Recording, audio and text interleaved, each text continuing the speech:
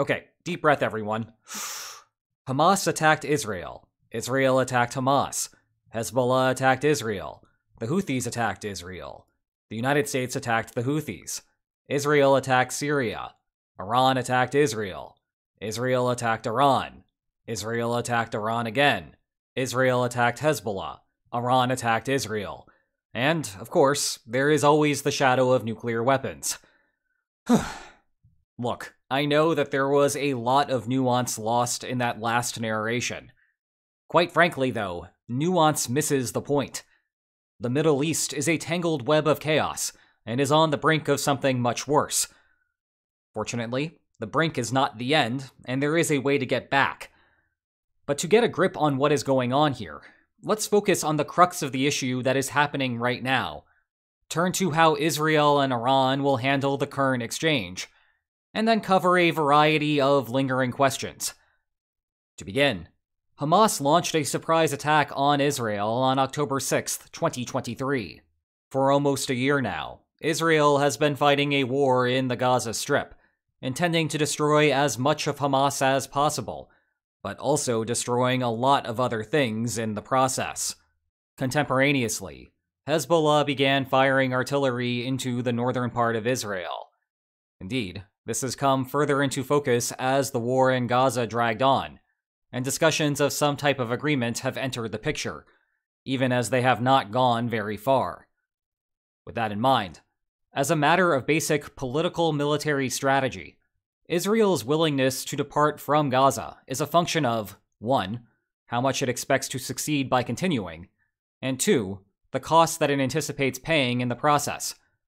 The better the expected outcome, and the lower the anticipated costs, then the more that Israel will need out of a settlement to be willing to leave.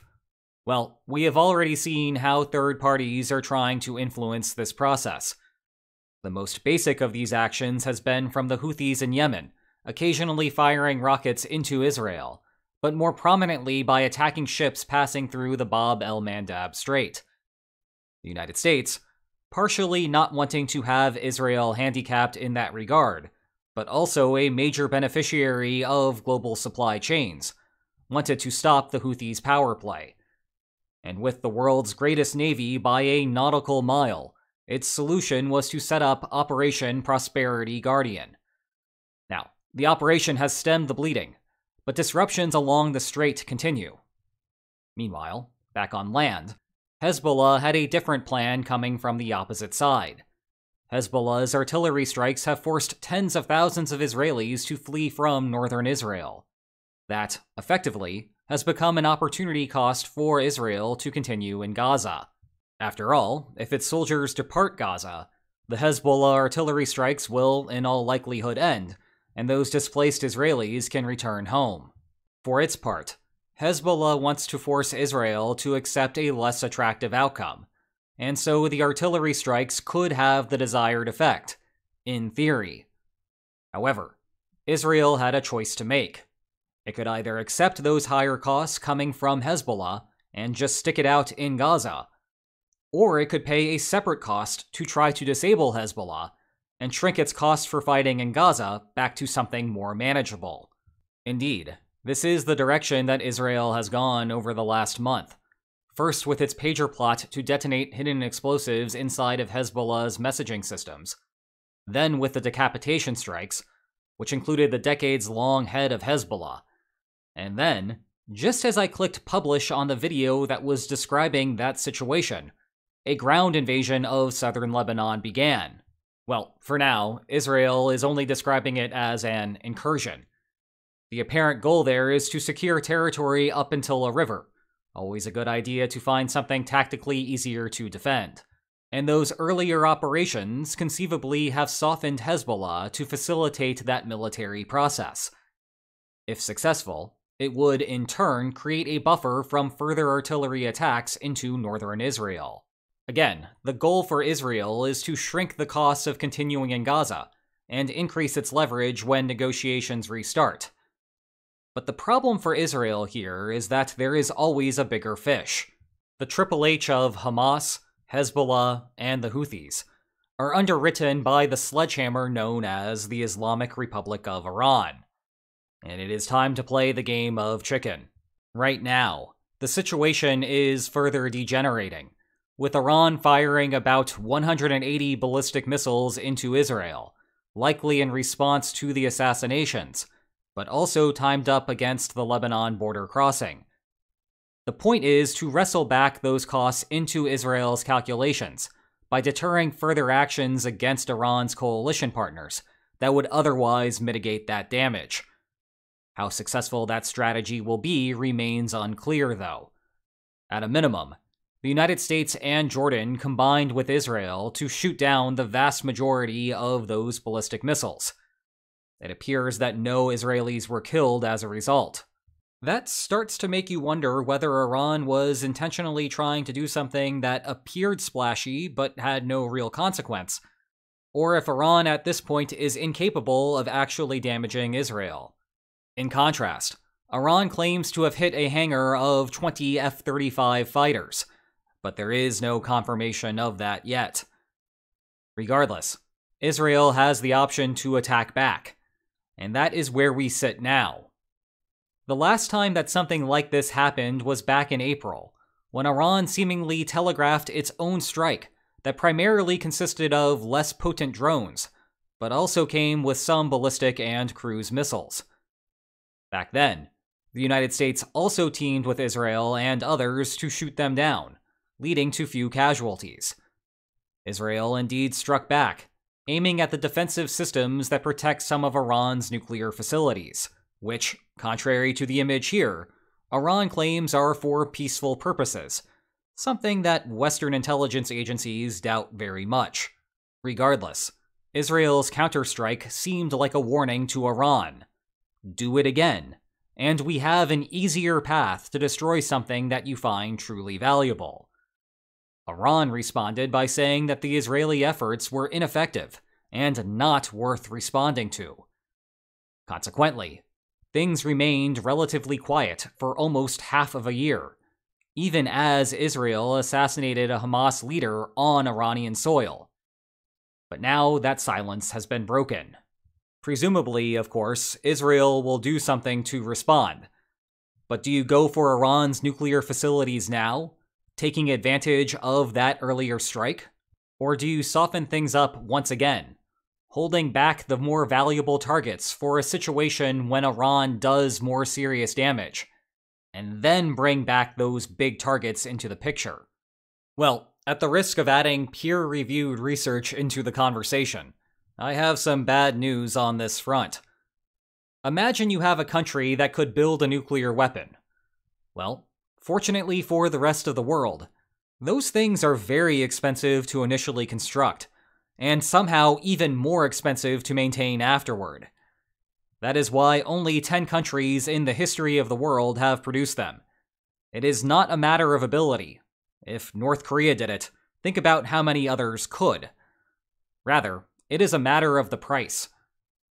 One of the things that determines whether a country goes from a hypothetical nuclear ability to a realized nuclear ability is how things are going diplomatically with its rival. If the rival treads lightly, then there is not much of a need to build a nuclear weapon. But if you are losing ground on every front diplomatically, it looks tempting to build a nuclear weapon and then revisit the situation later under more favorable military circumstances. This creates a dilemma for Israel. If Israel keeps poking around without making a real play on Iran's nuclear program, then yes, it might make taking the bigger shot easier in the future. But it also creates more diplomatic demand within Iran to finish constructing a nuclear weapon, which may not take too long depending on the intelligence assessment that you look at. Keep in mind that these assessments usually focus on fuel development, with more time likely necessary to construct an actual device.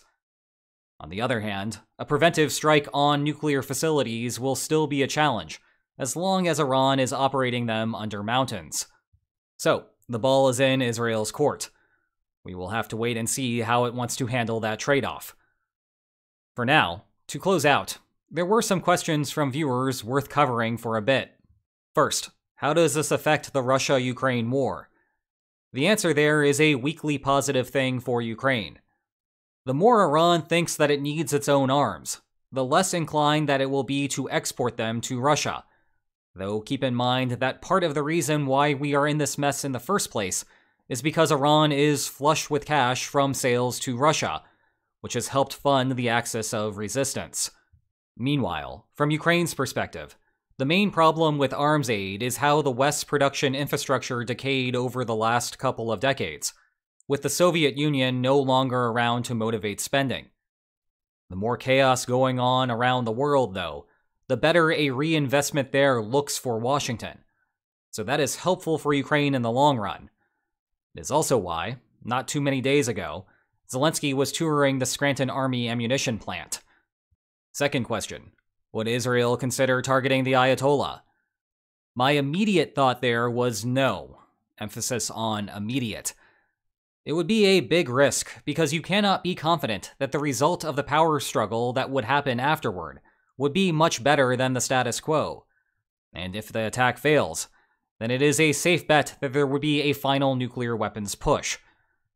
However, perhaps my judgment there was a bit hasty. There were reports that the Ayatollah had gone into hiding after earlier Israeli actions. And as I often advise, pay less attention to what leaders say, and more attention to what they do. The Ayatollah would not have gone underground for fun. So, from Iran's perspective, there seems to be a non-trivial chance that Israel could do that. But that is always a gamble. Third question. How does this affect the U.S. presidential election? Well, it slightly hurts the Democrats. Moderate support for Israel is the median consensus in the United States, and that is the position that Harris has adopted. However, Democrats also need to turn out to the polls in November to win, and there is a contingent, traditionally within the Democratic Party, that is adamantly against aid to Israel. The more news cycles there are on this topic, the worse it is for them, especially as the calendar pushes closer to Election Day. To make that answer a little more tangible, Trump's betting odds increased by 0.5% immediately after the strike. Final question. Is the global economy at risk? In the short run, no. The U.S. stock markets barely moved on the news of Iran's strike. Now, in the long run of a hypothetical spiral between Israel and Iran, then the answer is yes, very much so. Any prolonged conflict would see some attempt by Iran to shut down the Strait of Hormuz. And that would be backbreaking, even if the United States could quickly stop Iran's main effort. Insurance companies would get very scared regardless, and that would be a financial mess for everyone. Okay, that is a good place to stop. If you want to learn more about the conflict in the Middle East, you can check out this playlist on the subject. And if you enjoyed this video, please like, share, and subscribe, and I will see you next time. Take care.